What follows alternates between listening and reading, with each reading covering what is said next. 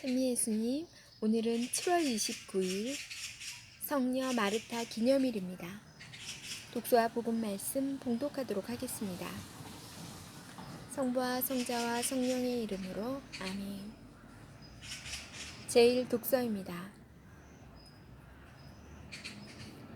요한 1서의 말씀입니다. 사랑하는 여러분, 서로 사랑합시다.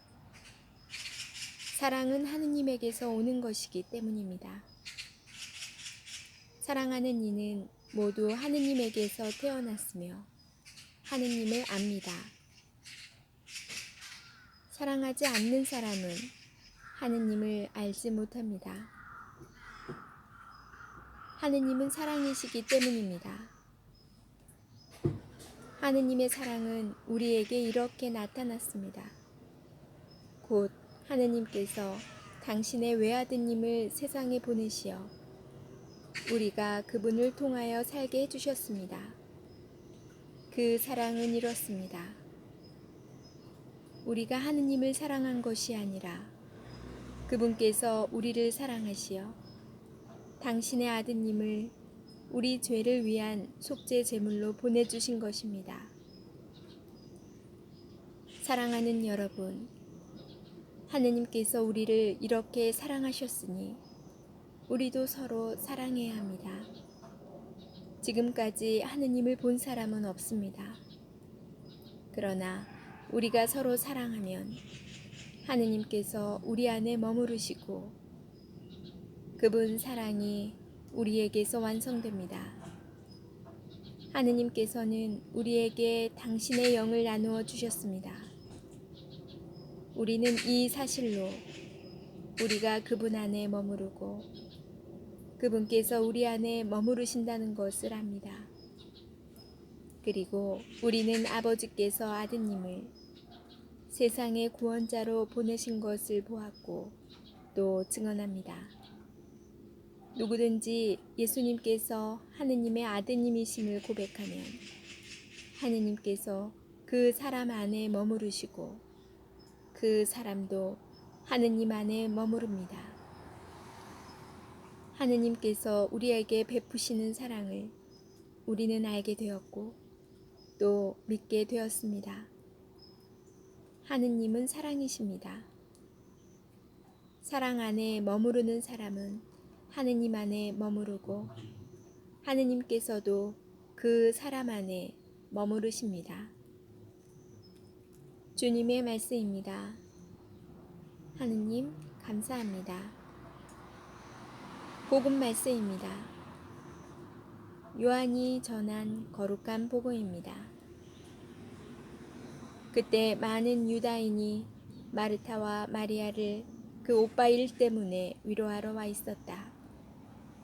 마르타는 예수님께서 오신다는 말을 듣고 그분을 맞으러 나가고 마리아는 그냥 집에 앉아 있었다.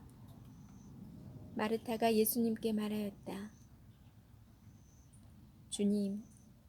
주님께서 여기에 계셨더라면 제 오빠가 죽지 않았을 것입니다. 그러나 하느님께서는 주님께서 청하시는 것은 무엇이나 들어주신다는 것을 저는 지금도 알고 있습니다. 예수님께서 마르타에게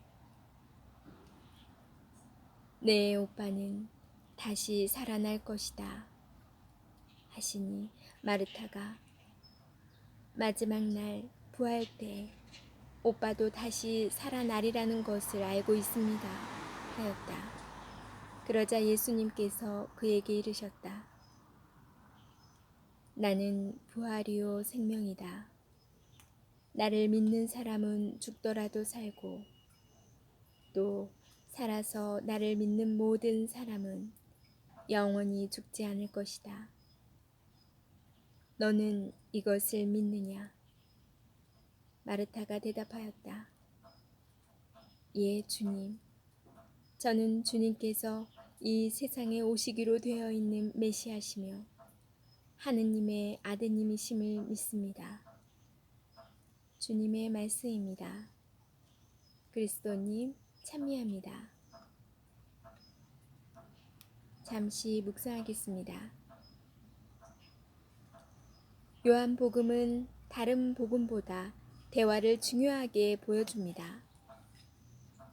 등장인물 사이에 오가는 대화는 일상적인 대화를 넘어 신앙의 견지에서 예수님을 바라보도록 우리를 초대합니다. 라자로의 죽음에 관한 소식을 들으신 예수님께서는 슬픔에 잠기시어 그가 살고 있던 마을인 베타니아로 가십니다. 그리고 거기에서 마르타를 만나십니다. 오늘 복음에서 우리는 마르타의 믿음을 엿볼 수 있습니다. 주님께서 여기에 계셨더라면 제 오빠가 죽지 않았을 것입니다. 이 표현은 마르타의 예수님에 대한 믿음과 안타까움을 잘 보여줍니다. 예수님과 함께라면 죽음을 맞지 않았을 것이라는 마르타의 생각은 예수님에 대한 신뢰와 함께 예수님께서 어떤 분이신지 알려줍니다. 그러나 마르타의 믿음은 여전히 부활에 대한 믿음까지는 이르지 못하였습니다. 그녀는 내 오빠는 다시 살아날 것이다 라는 예수님의 말씀을 마지막 부활 때 일어날 일로 받아들입니다. 지금 여기에서 그것이 일어날 것이라고는 생각하지 못합니다. 예수님의 설명을 들은 마르타는 믿음으로 그것을 받아들입니다. 나는 부활이요 생명이다. 마르타의 믿음은 이미 우리에게 대단해 보입니다. 요한복음은 예수님과의 대화를 통하여 믿음이 한층 더 깊어지는 예수님을 좀 더 알아가는 마르타를 보여줍니다. 이제 예수님께서는 하느님께서 이 세상에 파견하신 당신의 아드님이시자 부활과 생명이신 분으로 표현됩니다. 예수님과의 대화는 이렇게 우리를 더 깊고 굳은 믿음으로 이끌어줍니다. 믿음은 성장합니다. 아멘. 성부와 성자와 성령의 이름으로 아멘. 오늘은 성녀 마르타 기념일입니다. 그래서 잠시 안내글을 읽어드리도록 할게요. 마르타 성녀는 라자로의 동생이자 마리아의 언니로서 예루살렘과 가까운 베타니아에서 살았다. 나흘이나 무덤에 묻혀 있던 라자로는 예수님의 기적으로 다시 살아난 인물이다. 예수님께서 그들의 집에 머무르실 때 언니 마르타는 갖가지 시중 두는 일로 분주하였으나 동생 마리아는 가만히 앉아 그분의 말씀을 듣고 있었다. 주님, 제 동생이 저 혼자 시중 들게 내버려 두는데도 보고만 계십니까? 마르타야, 마르타야, 너는 많은 일을 염려하고 걱정하는구나. 그러나 필요한 것은 한 가지뿐이다. 마리아는 좋은 몫을 선택하였다. 주님의 이 말씀에 따라 마르타 성녀는 활동적인 신앙인의 모범으로 마리아 성녀는 관상 생활의 모범으로 공경받고 있습니다. 네, 오늘 성녀 마르타 기념일이거든요. 축일을 맞으신 모든 마르타 자매님들 은총 가득하고 또 축복된 하루가 되시길 기도드립니다. 축하드립니다. 간밤에도 비가 많이 내리고 오늘 아침까지도 비가 많이 내렸는데 잠시 소강 상태예요. 그래서 제가 촬영을 할 수 있었는데 이게 저번에 제가 보여드린 꽃이거든요. 근데 많이 피었어요. 금세 그때는 몇 송이 안 피었었거든요. 그래서 찍어드렸는데 얘네가 지금 비에 젖어서 무거워서 축 솜사탕이 비를 머금고 있는 그런 것 같아요. 축 처졌어요. 이 나무의 이름은 백일홍나무, 배롱나무, 간지럼나무 이렇게 세 가지로 불려요. 보통 배롱나무로 하는데 100일 동안 꽃이 피어있다 해서 백일홍나무라고도 하고 또 줄기를 간질간질 간지럼 피면 나무들이 신기하게 움직여요. 나뭇가지하고 나뭇잎들이 약간씩 간지럼 타는 것처럼 흔들리거든요. 그래서 간지럼 나무라고도 해요. 묵상에서 복음 말씀이 마르타 마리아 자매 집을 방문한 예수님이 나오시는데요. 그 마리아와 마르타는 죽은 라자로의 동생이에요. 예수님께서 오셔서 마르타와 이야기하는 그런 내용이었는데요.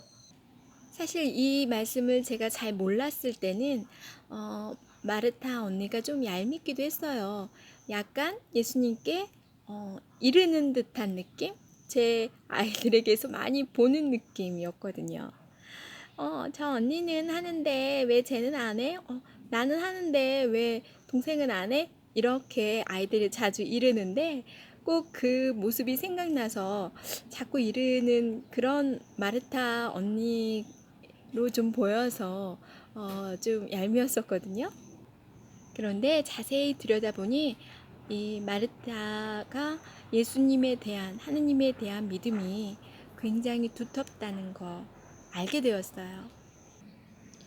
사마리아의 여인이나 또 이 마르타가 예수님과의 나눈 대화에서 보면, 대화를 나누다 보면 예수님을 메시아이고 하느님의 아드님이심을 믿는 마지막에 그렇게 이끌어 주시는 예수님의 화법이 있지 않나라는 생각이 들어요. 믿음이 없는 사람도 아마 예수님과 대화를 나누다 보면 그렇게 굳은 믿음이 생기고 고백을 하게 될 것 같아요. 지금은 우리가 예수님을 만나서 이렇게 이야기를 나눌 수 없죠.